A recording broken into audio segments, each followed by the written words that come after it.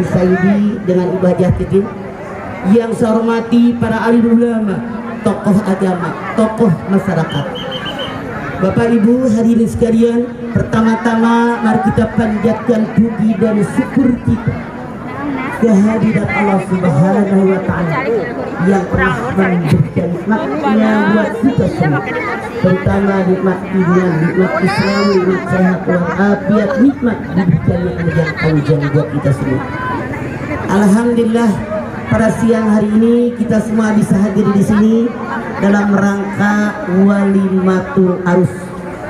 Sehubungan tadi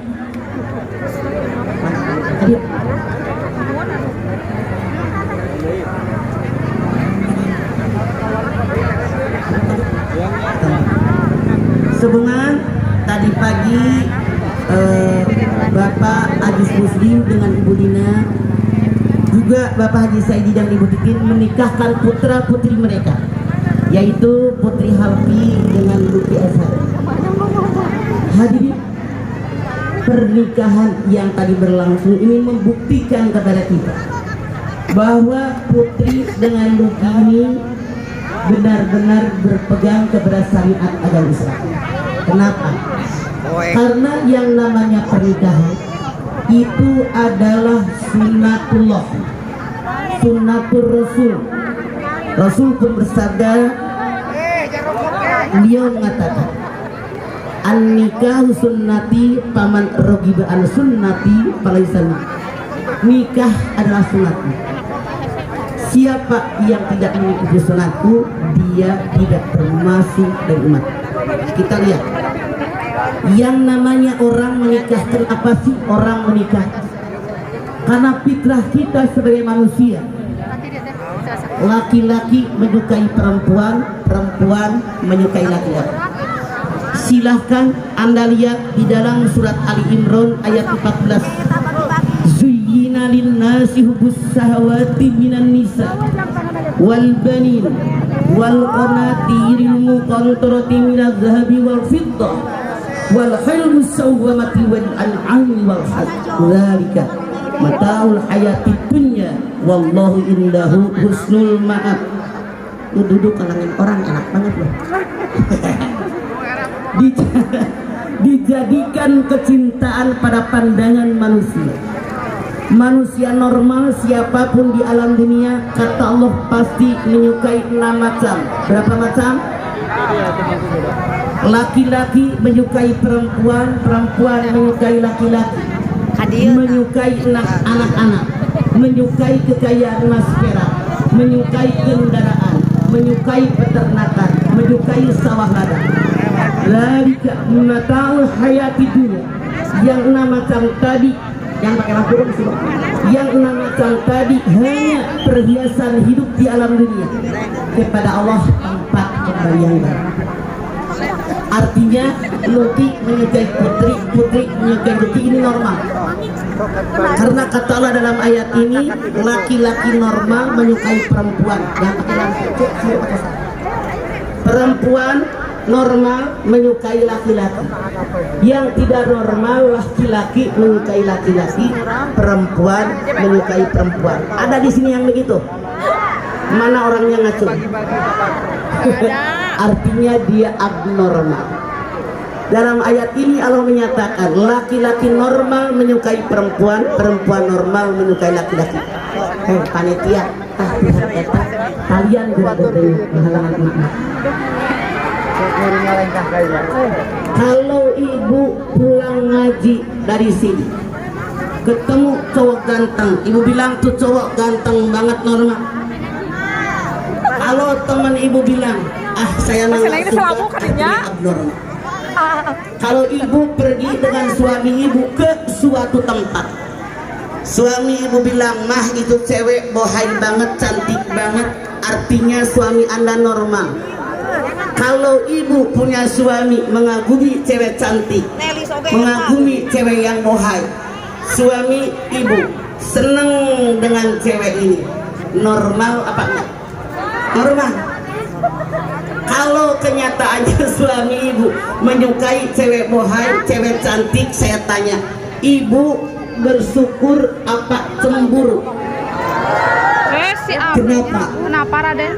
Boleh Bu, daripada suami ibu abnormal, asal jangan diterusi.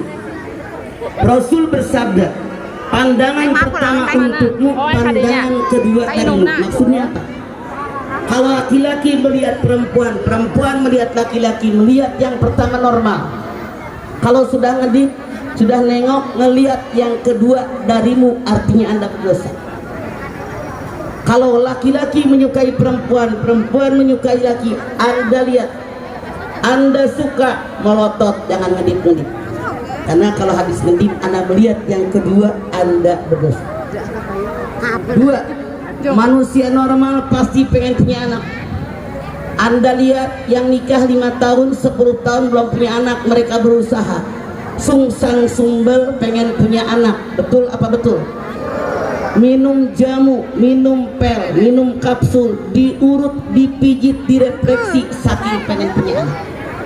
Aneh tapi nyata. Survei membuktikan yang punya anak dipencet asupkeun kana keresek. Aya bisa garanten gitu? Mana orangnya? Asupkeun ka WC, dihanyutkeun, disusukan. Masya Allah, manusia kurang bersyukur. Yang tidak punya anak pengen punya anak, yang punya anak dipencet. Tiga, manusia normal kata Allah pasti pengen jadi orang kaya. Siapa yang pengen kaya ngaco? Bu, yang paling penting kaya hati. Buat apa kaya harta tapi hatinya nggak kaya? Ini percuma. Kalau ditakdirkan Anda jadi seorang kaya, jangan lupa Anda keluarkan zakat. Jangan lupa Anda keluarkan sedekah. Jangan lupa Anda berbagi kepada orang sendiri. Ini semua tanda syukur kepada Allah. Yang nomor 4 kata Allah, manusia normal di alam dunia pasti menyukai kendaraan. Yang punya sepeda bangga, yang punya motor bangga, punya mobil paling baru bangga. Kalau perlu kondangan, taruh mobil di halaman biar semua orang tahu mobil gue baru gitu. Apa yang tinggal neng mah? Darusung. Yang nomor 5, manusia normal kata Allah pasti menyukai peternakan. Kalau yang rumahnya gede, punya peternakan ayam, punya empang, peternakan kambing, peternakan sapi. Rumahnya kecil, piara ikan di akuarium, burung di kandang. Kenapa manusia normal menyukai peternakan?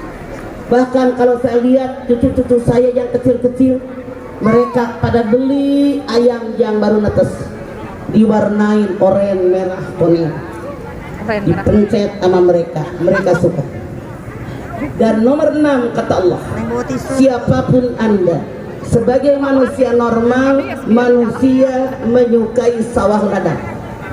Saya punya kebun 2 hektar, saya punya sawah 1 hektar, bangga mereka berbicara. Bolehkah kita memiliki yang 6? Boleh. Namun apa kata Allah? Dzalika mataul hayati dunya. Yang 6 macam tadi hanya perhiasan hidup di alam dunia, kepada Allah tempat kembali yang. Apa sih maksudnya? Maksudnya raih yang 6. Tapi ketika kita meraih yang 6, berpikir apakah cara saya meraihnya di jalan yang Allah ridho atau tidak. Ini awal kenapa Luki dengan Putri menikah. Karena ditakdirkan oleh Allah fitrah dasar manusia, laki-laki menyukai perempuan, perempuan menyukai laki-laki. Ternyata barusan saya tanya Putri, udah lama kenal sama Luki? Lama, dari sekolah dulu baru. Artinya ini mah cinlok, cinta lokomotif ya. Karena masih satu kampung di sini. Sekarang dari perkenalan tadi, dari rasa suka tadi, masuklah kepada pernikahan. Silahkan Anda lihat di dalam surat Ar-Rum ayat 21. Wa min ayatihi an khalaqalakum min anfusikum azwajan litaskunu ilaiha wa ja'ala bainakum mawaddatan wa rahmah. Inna fil dzalika laayatin liqaumin yatafakkarun. Dan di antara tanda-tanda kekuasaan Allah, Ayun teuing. Allah jadikan buat kalian laki-laki istri kalian min anfusikum, dari jenis kalian sendiri. Artinya apa? Manusia nikahnya dengan manusia. Jangan Anda kebanyakan nonton sinetron. Nikah dengan babi ngepet, nikah dengan ular yang ngagulu, nauzubillah min dzalik. Kata Allah min anfusikum, manusia nikahnya dengan manusia yang lain. Buat apa sih manusia menikah? Kata Allah litaskunu ilaiha, agar sakinah tenang dan di sauran tadi. Sering kita mengucapkan, doain ya biar anak saya rumah tangganya sakinah mawaddah warahmah. Naon sakinah teh? Arti sakinah ada dua. Ada berapa? Wah. Satu, sakinah ini akar katanya sikin. Sikin artinya adalah pisau yang sangat tajam. Kenapa orang yang menikah oleh Allah Subhanahu wa Ta'ala disamakan dengan pisau yang sangat tajam? Kita lihat, yang namanya sapi, yang namanya kerbau, yang namanya kambing, yang namanya ayam disembelih dengan pisau yang sangat tajam. Awalnya ngamuk, gurubuk, lep terdiam. Betul apa betul? Pernah nggak Anda lihat sapi, kambing, ayam disembelih? Awalnya ngamuk, langsung terdiam. Begitu pula laki-laki perempuan sebelum menikah resah dan gelisah, kacau dan galau, ngider nih putri amaluki ke pasar, ke terminal jalan. Begitu dinikahin so jangankan keluar rumah, keluar kamar gehente oh mau usum hujannya pinter kalian pilih waktunya. Inilah yang disebut sakinah yang pertama. Titik. Dua, sakinah yang kedua artinya adalah ketenangan yang diperoleh setelah adanya gejolak. Sekali lagi. Dua, sakinah yang kedua artinya ketenangan yang diperoleh setelah adanya gejolak. Kenapa? Siapapun Anda, apapun jabatan Anda, bagaimanapun kondisi Anda, yang namanya rumah tangga suatu saat pasti pernah ada masalah suami istri. Betul? Ada nggak yang rumah tangga 5 tahun, 10 tahun, 50 tahun yang tidak pernah berantem suami istri? Ngacung? Kagak percaya. Tidak Jadi Luki sama Pipi siap mental. Tidak akan. Maksudnya bukan siap mental buat berantem, tapi itulah rumah tangga. Makanya rumah tangga disebut dengan berbulan madu. Tidak ada bertahun madu, tapi berbulan. Aduh. Kita lihat. Bersingan bulan. Misalnya rumahnya kecil, suami istri berantem, istrinya di kamar, suaminya di tengah rumah. Tengah malam hujan gede geledek dar derdor, istrinya ke kamar mandi. Keluar dari kamar mandi, suaminya ngintil, bininya nggak marah. Bahkan kemesraan lebih banyak daripada sebelum berantem. Istrinya bilang, bang gordeng, tutup gordeng gitu. Bang lampu matiin, dimatiin. Kemesraan 17 kali lipat. Tapi jangan anak bilang resep kalau pengen mesra, kata Mama Dede, berantem dulu. Bukan, ini mah adalah pengalaman dari para jamaah. Sekarang yang namanya orang yang menikah, tali temali pernikahan, Allah berfirman dalam Al-Quran ada 4. Sabar habu. Satu, rasa cinta. Allah Subhanahu wa Ta'ala menciptakan perasaan cinta 100 butir. Yang 1 butir Allah turunkan di muka bumi, sehingga manusia semenjak zaman Nabi Adam sampai zaman kita, sampai anak turunan kita, sampai datang hari kiamat saling berkasih sayang bercinta. Sayang ayah, sayang ibu. Maaf deh, jangan di situ dong ngalangin emak-emak di belakang. Oh benar. Ini anak ini, minggir. Anaknya lalu makan tolak. Di batu ini aja di tengah. Suami sayang istri, istri sayang suami, sayang ayah, sayang ibu, sayang nini, sayang aki, sayang tetangga, sayang pembantu, sayang sopir, sayang semuanya. Gara-gara satu butir rasa sayang, rasa cinta yang Allah turunkan ke muka bumi. Yang 99 lagi rasa sayang cintanya Allah nanti diturunkan ketika datang hari kiamat sampai alam mahsyar, sampai alam akhirat. Insya Allah yang hadir di sini semua kebagian rasa cintanya Allah Subhanahu wa Ta'ala. Hadirin, orang yang bercinta tidak ada nilai negatif dari pasangan. Luki cinta sama Putri, Putri cinta sama Luki. Biasanya orang bercinta yang kelihatan positifnya doang tanpa negatif. Hidungnya pesek, menipang mancung cina gitu. Kita kulitnya burak, cenapang herang-herang. Suaranya sember, cenah pang merdu-merduna. Imahna jauh asa deket, ngalewatan kuburan langsung berani. Kenapa? Perasaan cinta membuat seseorang termotivasi untuk melakukan perbuatan yang dia ingin. Yang tadinya nggak bisa jadi bisa. Coba, seorang anak laki-laki punya cewek, lagi di rumah ceweknya lagi ngaloneng, namanya di dia lagi nganjang, belum bohlam mati. Tenang, ada saya. Dia ke warung beli bohlam baru, ambil tangga, dibuka, dimasukin, nyala lagi.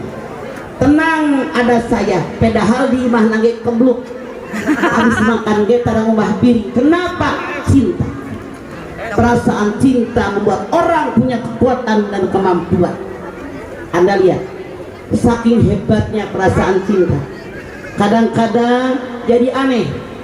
Sesuatu yang mustahil diomongin, gunung pun akan kudaki, lautan kan kuseberangi, asalkan ku dapati cinta kasih abadi. Gunung mau didaki, naik gunung Getara, yang ngaku juru kunci gunung aja kao sana gunung. Lautan mau diseberangi, lautan diseberangi. Berenang oke gaya batu. Tapi orang yang bercinta, dia yakin saking yakinnya, halu dia akan ditahu. Anda bayangkan, orang yang bercinta banyak yang aneh. Andai dipisah laut dan pantai bisa moal, lantaran cinta maan. Andai dipisah api dan bara,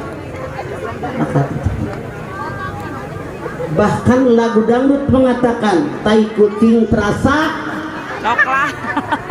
udah cobain, saya mau gak cobain.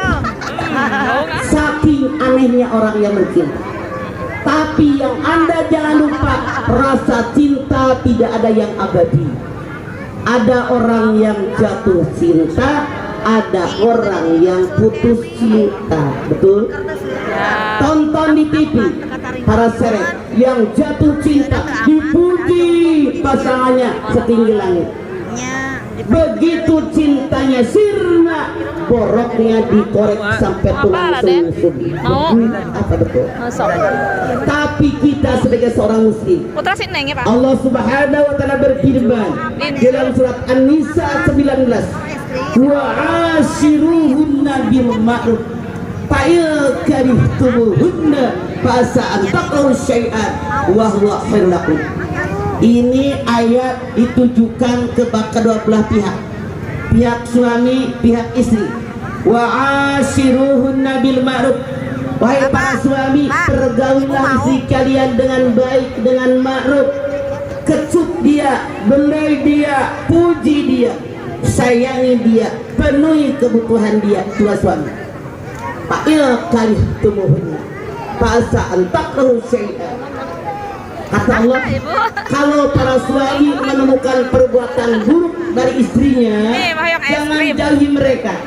apalagi kalian menceraikan mereka, di balik itu Allah berikan hikmah yang sangat baik.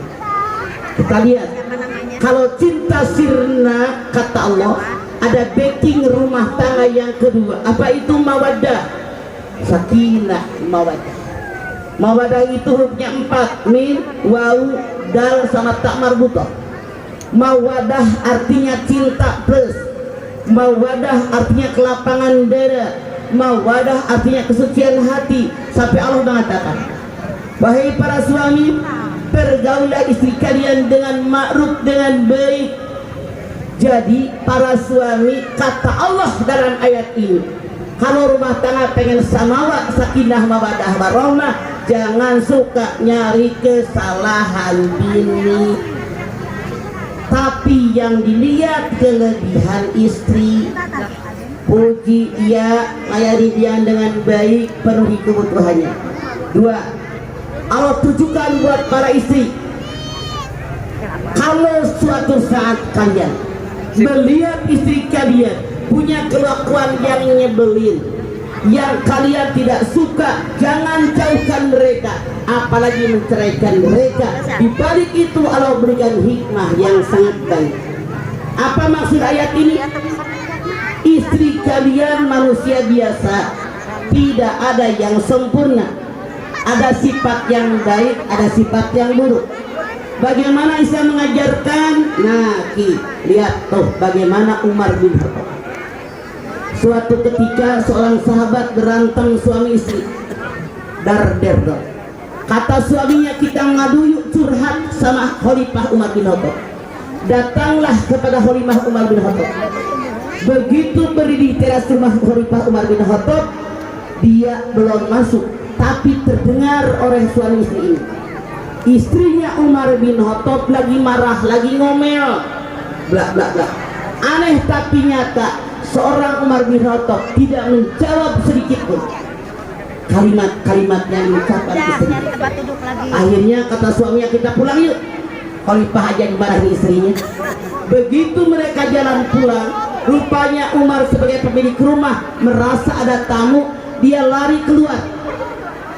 Sini. Ada apa? Sahabat tadi berkata, kami ada masalah, pengen curhat kepada engkau wahai kita. Kata Khalifah, kenapa engkau tidak masuk? Kata sahabat tadi, kami sudah berdiri di teras rumah Anda, cuman kedengeran istri Anda marah. Lalu kata Umar, sahabat tadi mengatakan, yang saya aneh, kenapa engkau tidak menjawab satu kata pun dari apa yang dikatakan istri Anda? Dengarkan para suami. Apa jawaban Umar?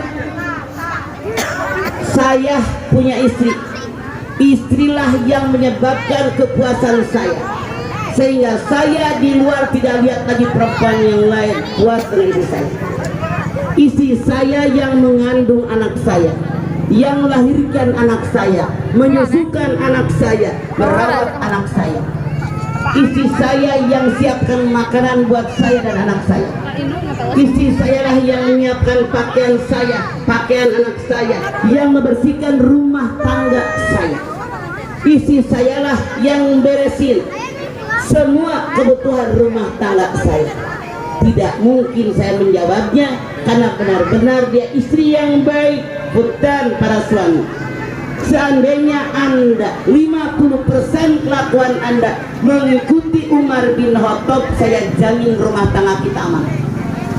Artinya suami jangan egois, karena tanpa istri Anda bukan siapa-siapa.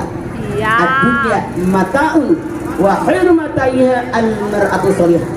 Dunia adalah perhiasan terbaik di alam dunia, istri-istri yang solehah. Semoga istri yang hadir di sini termasuk istri-istri yang solehah. Amin. Bu, seandainya mawadah sirna dari orang yang berumah tangga, pernikahan kata Allah masih bisa dipertahankan. Kenapa? Ada backing rumah tangga yang ketiga, rahmah. Naon rahmah teh? Rahmah sesuatu yang timbul ketika melihat pasangan punya kekurangan. Sekali lagi, rahmah. sesuatu yang timbul ketika melihat pasangan punya kekurangan. Bu, silahkan Anda lihat di dalam surat An-Nisa pertama. Ya ayuhan nasu taqu rabbakum alladzi khalaqakum min nafsin wahidah wa khalaqa minha zawjaha wa batta minhuma rijalan katsiran wa nisa. Orang yang menikah kata Allah jawaz pasangan laki dengan putri pasangan, bukan kepemilikan. Kalau seorang laki-laki menikahi perempuan langsung dibilang engkau milikku, aku milikmu, salah. Kenapa? Yang namanya milik berbeda. Saya ambil contoh. Saya datang ke sini, dikasih minum pakai gelas.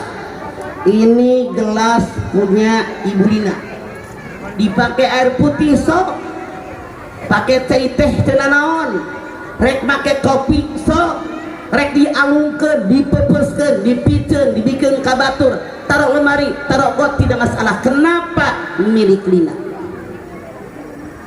Kalau seorang perempuan begitu dinikahi orang sama laki-laki langsung dikatakan engkau milikku, aku milikmu, salah. Jangan mau ibu sebagai istri oleh suami dikatakan milik. Kalau istri dibilang milik suami, rugi jadi bini.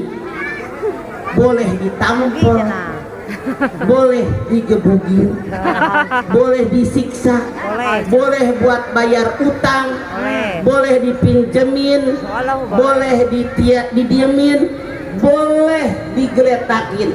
Makanya Al-Quran begitu sempurna. Allah Maha Agung. Orang yang menikah kayak Luki dengan putri ini disebut dengan jawaz pasangan. Hadirin, tahu nggak jalan kereta? Jalan kereta hiji atanapi dua. Lamun kakara sabelah dipasang, kereta sudah bisa lewat apa belum? Ibaratnya anting, ibaratnya jiwa. Lamun anting kakara dipasang sabelah, nu sabelah can dipasang, sudah cantik apa belum? Suami istri adalah pasangan. Suami pasangan istri, istri pasangan suami. Makanya para ulama mengatakan yang dibutuhkan adalah 4 P. 1. Tahabub, saling cinta mencintai. Suami mencintai istri, istri mencintai suami. 2. T yang kedua adalah ta'awun, saling tolong menolong. Istri punya permasalahan, tolongin sama suami. Suami punya masalah, tolongin oleh istri, saling tolong menolong. Jadi 3. T yang ketiga adalah tasyawur. Anda lihat Ali Imran 159. Wasawwirhum bil amri, bermusyawarah kalian dalam segala urusan. Kalau Luki dengan putri dalam rumah tangga punya masalah, jangan suami nyelesain sendiri, salah. Istri tidak boleh menyelesaikan sendiri. Rumah tangga milik berdua, kalian wajib berunding bagaimana ini masalah, biar nanti tidak ada yang saling menyakiti. Jadi wasawwirhum fil amri, bermusyawarah dalam segala urusan. 4. T yang keempat adalah ta'afi, saling memaafkan. Kenapa? Boleh jadi dalam rumah tangga ada omongan yang salah, kerligan mata yang menyakitkan, gerak tubuh yang pasangan tidak suka. Makanya dikatakan T yang keempat ta'afi, saling maaf memaafkan. Suami memaafkan istri, istri memaafkan suami, maka rumah tangga yang samawa dalam genggaman tangga. Kita lihat bagaimana orang yang berumah tangga. Anda lihat di dalam Al-Baqarah 187. Hunna libasun lakum wa antum libasun lahum. Istri pakaian buat suami, suami pakaian buat istri. Kenapa orang yang menikah oleh Allah Subhanahu wa Ta'ala disamakan dengan pakaian? Kita lihat pakaian yang kita kenakan. 1. Pakaian ini memberikan pengaruh psikologis bagi orang yang silok, jangan pakai lampu, silok. Jadi pakaian ini memberikan pengaruh psikologis bagi orang yang mengenakannya. Coba Anda lihat. Kita datang di sini di rumahnya Kang Ajis sama Celina. Celina. Di rumahnya Kang Saidi sama Titin. Datang ke sini baju Gerah Raya. Baju lebaran gitu. Ini udah baju lebaran put ini nenek. Baju lebaran, aduh bener. Baju lebaran meniharang ayu sianan gaya. Pede kan? Pakai baju anyar. Punten, coba kalau Anda datang ke sini make dasar butut huluh dengdek teu make BH. Saya jamin mual pede tuh hanapun takal tahu we bener. Pakaian. Jadi fungsi pakaian yang pertama memberikan pengaruh psikologis bagi orang yang mengenakannya. Dua, pakaian yang membedakan ekonomi seseorang dari baju yang dikenakan. Dia orang kaya, orang biasa, orang miskin, dari harga baju. Apalagi yang namanya pakaian pembeda pangkat jabatan orang. Lewat Pak Lurah, lewat PNS, lewat Pak Camat, lewat tentara, lewat polisi, lewat. Dari mana kita mengenal? Dari pakaian. Betul apa betul? 4. Yang namanya pakaian fungsinya yang nomor 4 menutupi kekurangan pemakainya. Punten, seseorang ayah kutil 7 til. Misalnya dia pakai baju, kita ketemu, tahu nggak kita kalau dia punya kutil 7? Karena apa? Pakai baju. Misalnya ada orang punya panu di punggungnya, telpak sedia talapak leungeun, dia pakai baju, kita tahu nggak kalau dia punya panu gede? Dari mana? Nah, suami manusia biasa punya kelebihan kekurangan, istri manusia biasa punya kelebihan kekurangan. Di dalam pergaulan rumah tangga, kelebihan suami menutupi kekurangan istri, kelebihan istri menutupi kekurangan suami. Jadi lamun suami salah, bini jangan ribut. Manusia nggak ada yang sempurna. Istri salah, suami jangan ribut. Jangan suami istri, kata Allah, membuka aib pasangannya. Kalau isi hulang boba gawe ini negara coba ini wasia.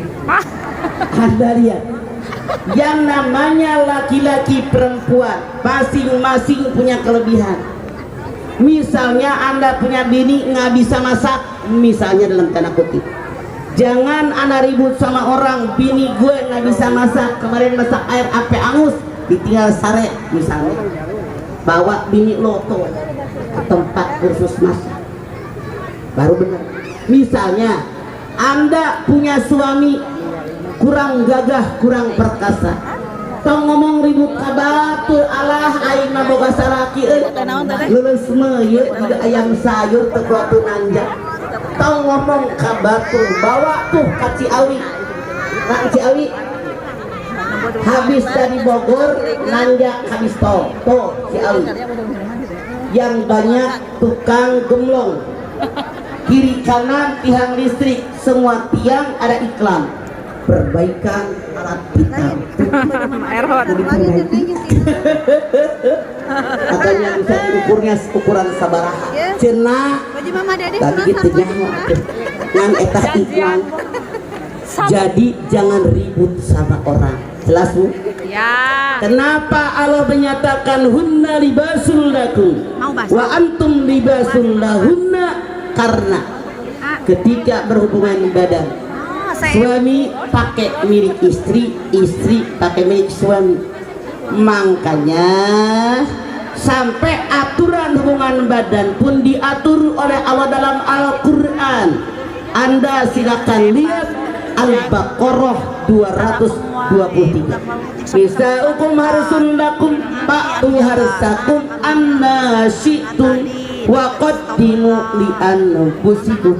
Istri kalian adalah kebun, tempat kalian para suami bercocok tanam.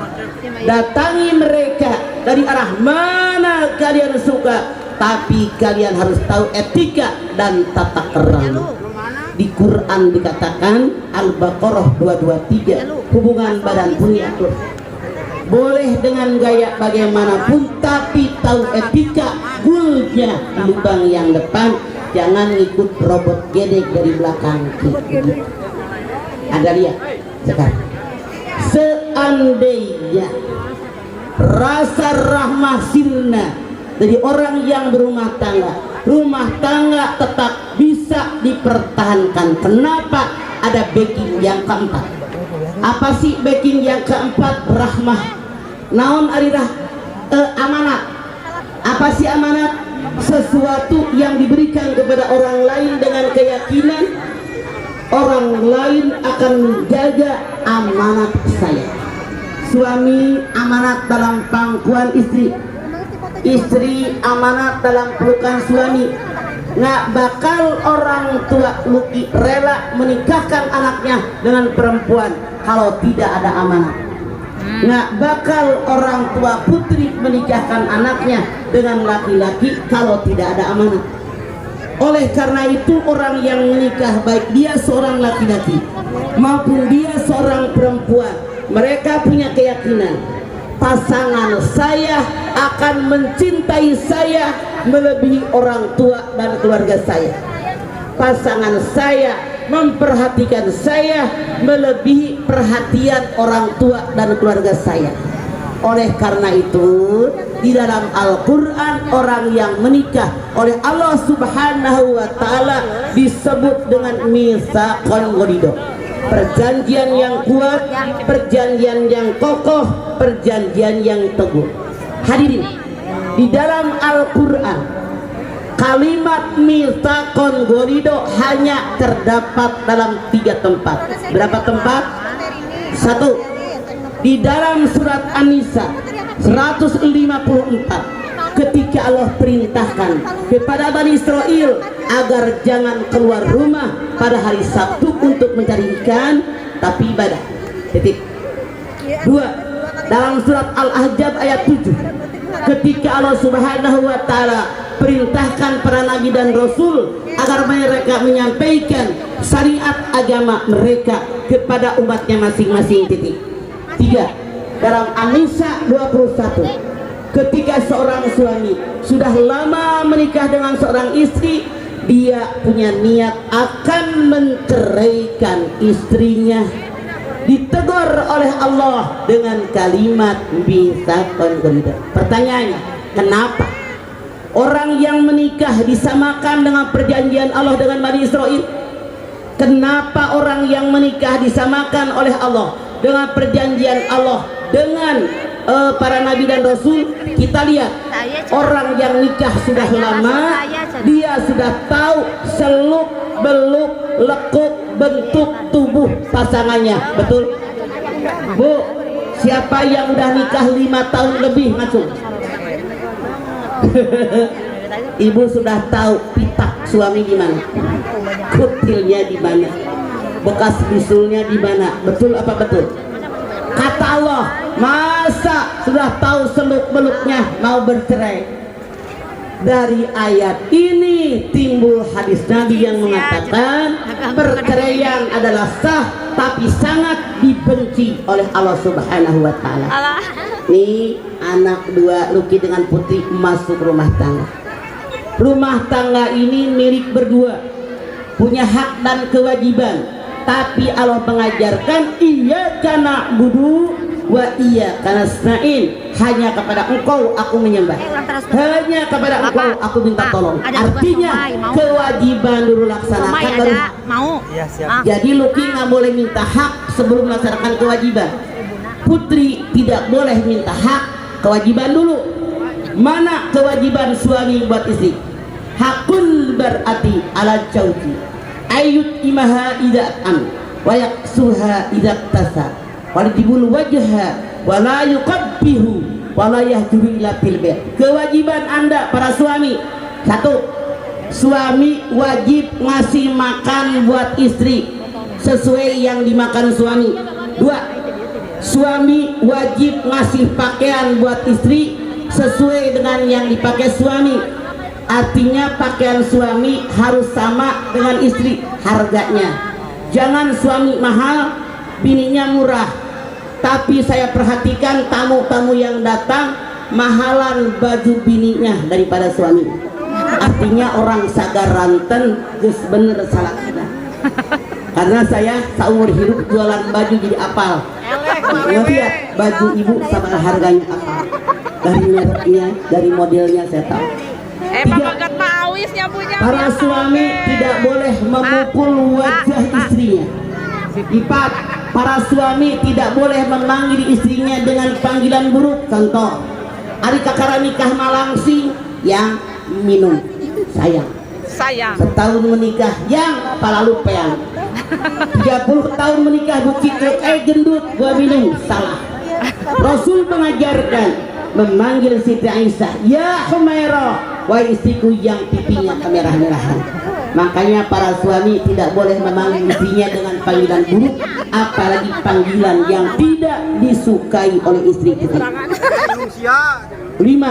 Suami tidak boleh menjauhi istri kecuali dalam rumah. Kenapa?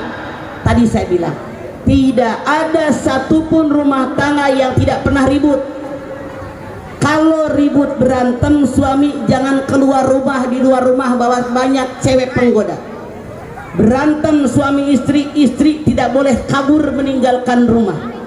Suaminya bilang, gua mah kagak ngusir, jangan diserep, ibu mau diserepin. Makanya ulah keluar imah, walaupun berantem, selesaikan permasalahan Anda. Titik. Sekarang, tadi kewajiban suami, hak istri. Sekarang kewajiban istri, hak suami. Hakut jauji alal mar'ati. Silo maneh mah make lampu bae teh tadi teh jelema eta. Silo men, saya teh dini 73 tahun ningali lampu eta teh pun. Anda silakan ngerekam jangan pakai lampu. Sekarang hakut jauji alal mar'ati. Allah tahjuru firasahu wa antabur qismahu wa antuti amrahu wa Allah tahruja illa bihi wa Allah tidak mayakrahu. Kewajiban istri, hak suami sama 5.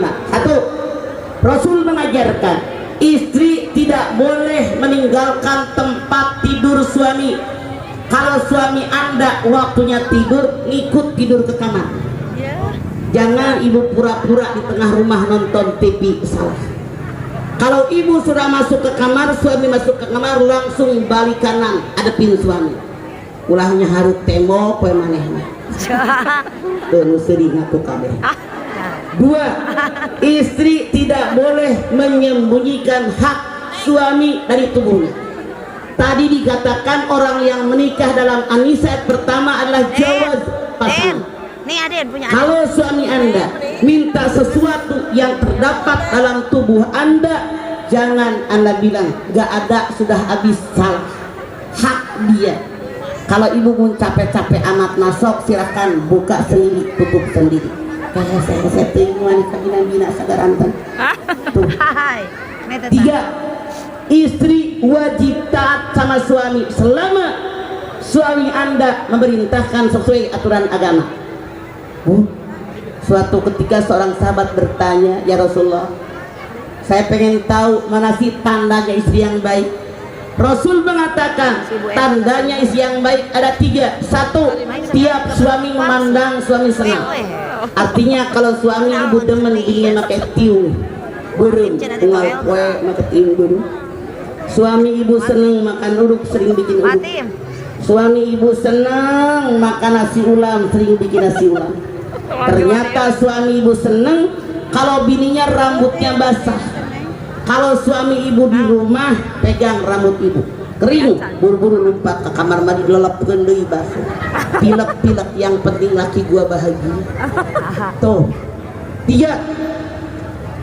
Yang namanya istri, kalau suami pergi meninggalkan rumah, wajib menjaga kehormatan dirinya, menjaga harta suaminya. 5. Istri tidak boleh masukin orang ke dalam rumah, apalagi orang yang tidak disukai suami. Kenapa?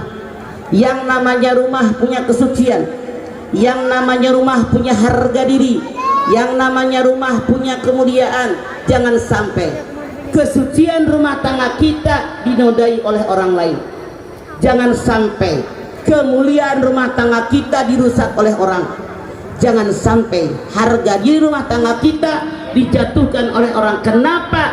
Karena rumah tempat suami istri bercinta, tempat suami istri bermesra, tempat kumpul keluarga. Kenapa? Tidak semua orang yang datang berkunjung ke rumah kita punya niat yang baik. Boleh jadi ada orang datang berkunjung ke rumah kita punya niat yang buruk, ingin menghancurkan rumah tangga kita. Sekarang yang namanya para istri, bagaimana Islam mengajarkan? Lau amartu ahadan bisujudi li ghairillah la amartul mar'ata an tasjuda li zawjiha. Kalau seandainya seorang makhluk boleh sujud dengan makhluk yang lain, aku perintahkan seorang istri sujud dengan suaminya. Namun Islam melarang makhluk sujud dengan makhluk yang lain. Maka seorang istri cukup menghormati, menghargai suaminya. Jangan GR para suami. Suami yang mana yang dihargai dan dihormati? Jangan GR. Rasul bersabda, akmalul mu'minina imanan ahsanul khuluqa wa hiyarukum lisa'i. Orang yang sempurna imannya, orang yang paling baik akhlaknya. Siapa dia? Suami yang sayang dan penuh perhatian dengan istrinya. Suami inilah yang wajib dihargai. Hadirin, kalau saya ngomong mah emang tukang ngomong 2 jam 3 jam, cuman karunya panganten tuh menuju sini sat silu kimat kita tadi mau celana mau baju ayeuna mamah dede ngecebrek wae cenah si putri mah anteng ieu budak ieu. Jadi saya tidak enak kalau ngomong kelamaan. Oke, saya berikan Anda kesempatan nanya, pertanyaan bebas. Ayo sekedap Luki, sabar. Ayo silakan, siapa yang bertanya ngacung? Ayo, ada yang nanya nggak? Ada yang mau bertanya? Silakan, mangga. Cung yang mau bertanya siapa? Ayo. Silakan. Pertanyaan bebas, Sokang. Pertanyaan bebas, silakan. Ada yang mau bertanya? Silakan. Mumpung dipasihan kesempatan kudu masuk nu bade naros saha Cung? Ngacung. Cung nu bade naros ngacung aya. Mana? Alungkeun. Oh, alungkeun. Maikna alungkeun Pak Ngeben. Maikna alungkeun cenah. Mana Ibu tiasa ngatih? Mangga tiasa ngatih. Di belakang. Tim boleh dikasih mikrofonnya? Mangga. Hah? Mana? Sebentar ya Luki. Udah. Tabudak kita tadi. Ai mana itu benah wae benah. Cenah, saya marah yang buru baralik. Sok. Silakan Ibu siapa? Mau nanya apa? Mangga. Dinyalain mic-nya? Udah nyala belum? Pencet, itu bisa mencet apa dipencet?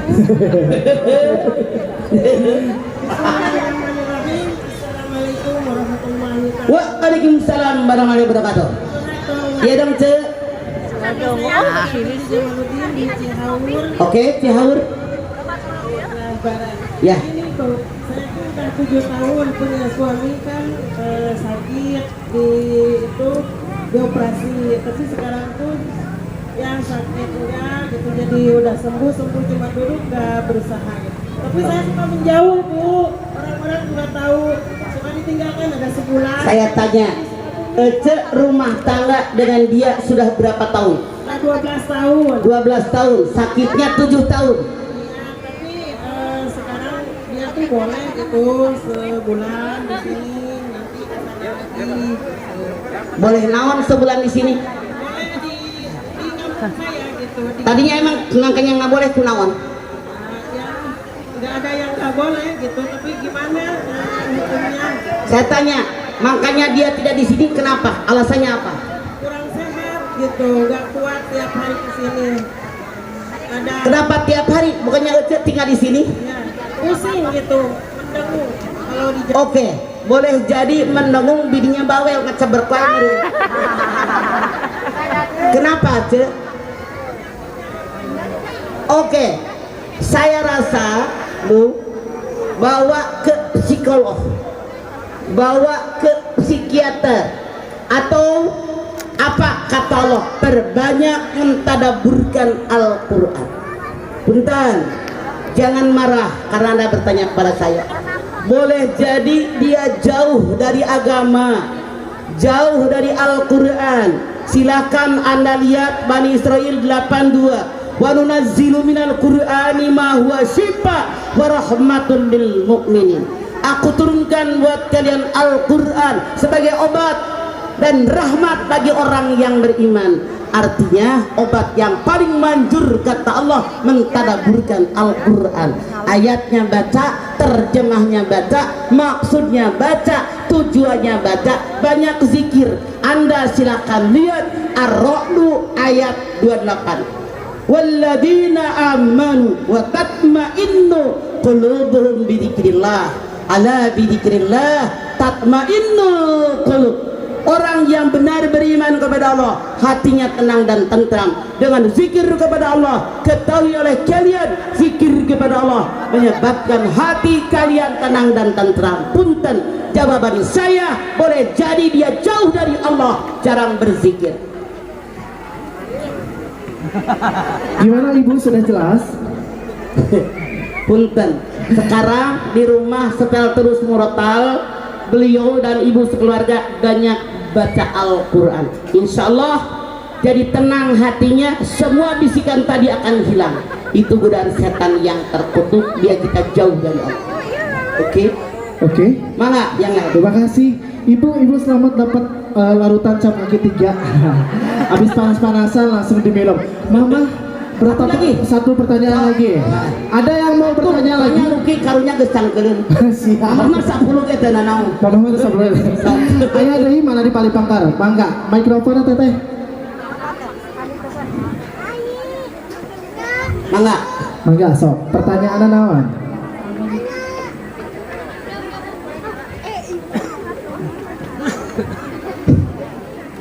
Artinya diganti.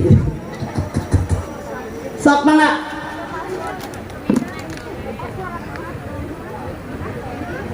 Nih ya di Wilson. Tuh. Yang penuh. Kasih aja mic Anda. Pada kedengeran parah suaranya. Yuk. Enggak. Yuk langsung. Waalaikumsalam. Ini tapi pertanyaan sederhana. Saya dari keluarga pengantin laki-laki. Punten, Mama, ini yang sangat sederhana sekali yang dilakukan setiap waktu.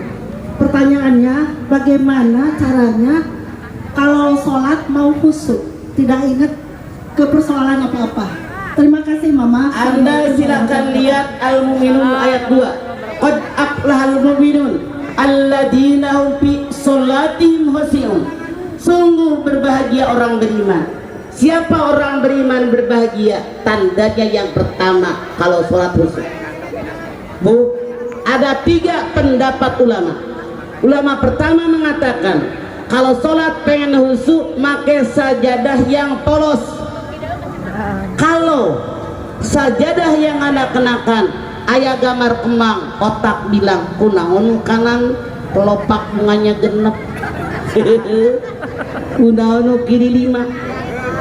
Lamun sajadah aya gambar masjid cek otak teh kunaon tihang masjid nu kiri 4 nu kanan genep. Kalau sajadah polos aman. Makanya kaum laki-laki lamun sholat di masjid tong make kaos anu aya bacaan anak. Yang di belakang Anda jadi baca tulisan dina tongong, tidak khusyuk. Cita-cita pengen menjadi orang kaya, hobi rebahan, ditulis na tongong. Ini mengganggu. Jadi resep yang pertama sholat kalau pengen khusyuk pakai sajadah yang polos. Titik 2. Kalau sholat pengen khusyuk, mulut membaca bacaan sholat, hati menerjemahkan. Pertanyaan saya, sudah tahukah Anda arti bacaan sholat apa belum? Nah, Mana guru ngaji? Ini tugas MUI, tugas Ustadz dan Ustazah. Tulis oleh Anda bacaan sholat plus terjemahnya, fotokopi bagi warga Anda, suruh dihafalkan. Akan lebih khusyuk daripada Anda sholat tidak tahu arti bacaan sholat. Jadi 3. Ulama yang ketiga mengatakan, kalau Anda sholat pengen khusyuk, resepnya 4. Berapa bu? 1. Sebelum usoli ucapkan ta'awudz.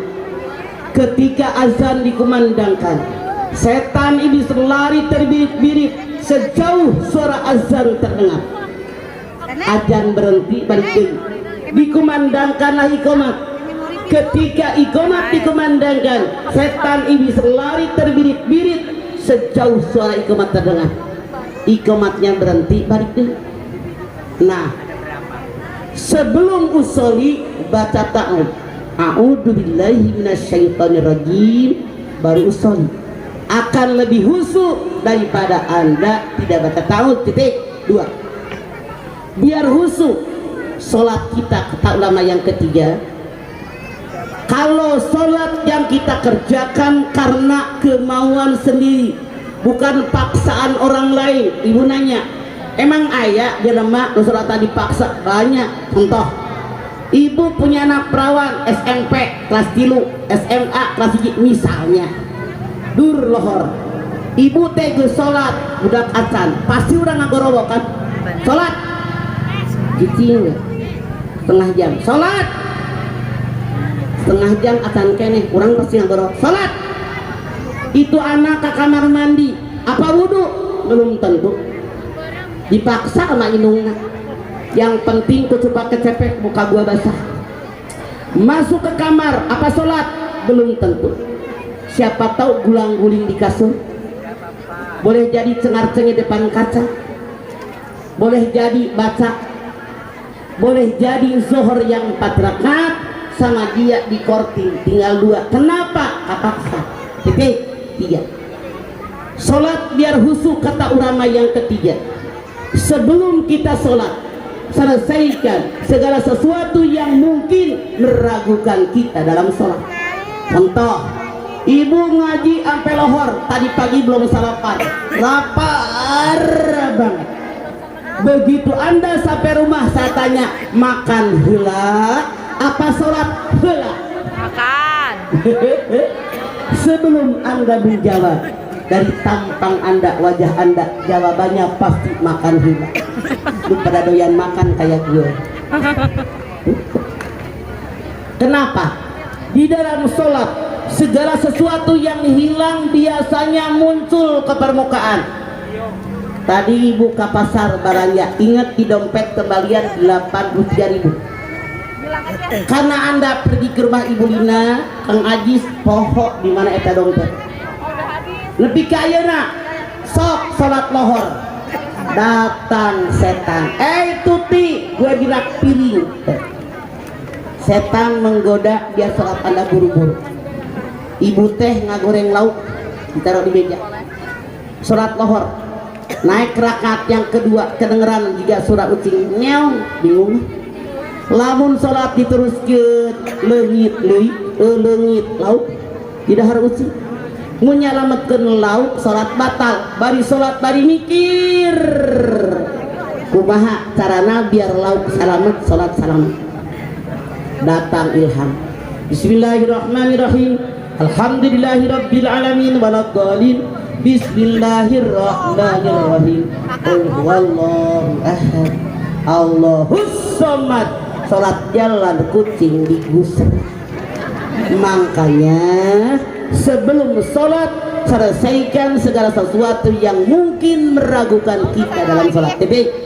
3. Yang keempat, bagaimana biar khusyuk? Niat sholat hanya mengharapkan ridho Allah. Allah pasti melihat saya, maka saya akan lebih khusyuk daripada tidak merasa dilihatin oleh Allah. Begitu besan laki-laki. Hadirin, sekali lagi Luki udah hilang dari tadi bisa keleun eta panganten nasehatan dilatih. Ari panganten mah mau nyaput tamuna cereh balik nyaput. Hadirin, ini yang bisa saya sampaikan. Mudah-mudahan ada manfaatnya. Saya mohon angkat tangan yuk, khusus buat pengantin kita, buat Ananda Putri Harfi dengan Luki Azhar. Kita doakan mudah-mudahan rumah tangga mereka menjadi rumah tangga yang sakinah mawaddah warahmah. Anak cucu mereka, anak cucu yang soleh dan solehah, diberikan umur yang panjang dalam taat kepada Allah Subhanahu wa Ta'ala. Gimana ini? Kan tente bantuan Hasum saur mama. naon cenah.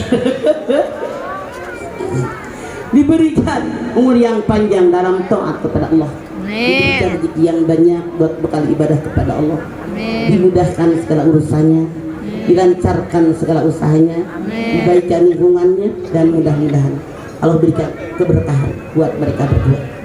Al-Fatihah. A'udzubillahi minasyaitonirrajim. Bismillahirrahmanirrahim. Alhamdulillahirabbil alamin arrahmanirrahim maliki yaumiddin. Iyyaka na'budu wa iyyaka nasta'in. Ihdinas siratal mustaqim siratal ladzina an'amta 'alaihim ghairil maghdubi 'alaihim waladdallin. Rabbighfir lana wa liwalidayna amin. Bismillahirrahmanirrahim. Alhamdulillahirabbil alamin hamdan syakirin hamdan na'imin hamdan yuwafi ni'amahu wa yukafiru mazidah. Ya Rabbana lakal hamdu wa lakal syukru kama yanbaghi li jalali wajhikal karimi wa adimi sultanik. Allahumma shalli ala sayyidina Muhammad wa ala ali sayyidina Muhammad. Allahumma lakal hamdu syukra wa lakal mannu fadla wa anta rabbuna haqqa wa nahnu abiduka rikka wa lam tazal dzalika ahla. Allahumma ya muyassir kull asir wa ya jabir kull kasir wa ya sahiba kull tari wa ya mughni kull takir wa ya muqawwi kull da'if wa ya ma'anna kull mahrid. Yassiru alaika kull kasir fatasiru yassir wa aika kasir. Allahumma ya man la yaltajil al-bayan wa tafsir hajatuna ilaikal kasir wa anta alimu biha wa basir. Allahumma inna nahabu minka wa nahabu mimman yahabu minka wa nahabu mimman la yahabu minka bihurmati nabiyyi Muhammadin sallallahu alaihi wasallam wa husna biyanikal lati la tanam wa nusna bikanabikal lati la yuram. Rabbana la tuzigh qulubana ba'da idh hadaytana wa hab lana min ladunka rahmatan innaka antal wahhab. Allahumma alif bainahuma kama alafta Adam wa Hawa wa alif bainahuma kama alafta Ibrahim wa Siti Hajar wa alif bainahuma kama alafta Rasulullah wa ridul kubra wa Siti Aisyatur ridha. Rabbana taqabbal minna innaka antas samiul alim wa tub alaina innaka antat tawwabur rahim. Sama-sama.